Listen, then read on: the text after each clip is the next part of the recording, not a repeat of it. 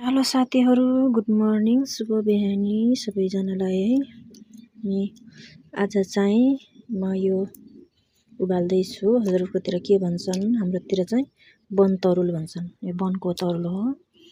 अनि यसरी धोएर पकाउनु पर्यो नि त। अब माघे तिहार पनि आउँदैछ। अनि खानालाई एकदमै मिठो हुन्छ। पहिले धोइसकेको छ, अलिअलि फेरि पखालौँ कि भनेर।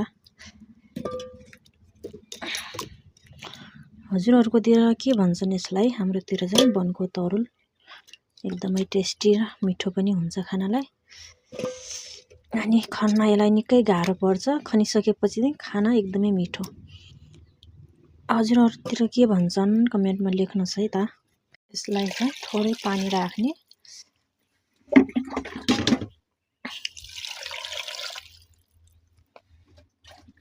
बेला मेरो सानो छ त्यही भएर मैले उठाइ राखेको है।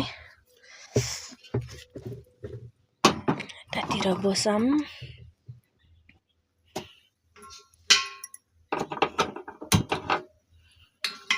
अब चाहिँ मजाले पाक्छ, पाकेपछि खाने ल।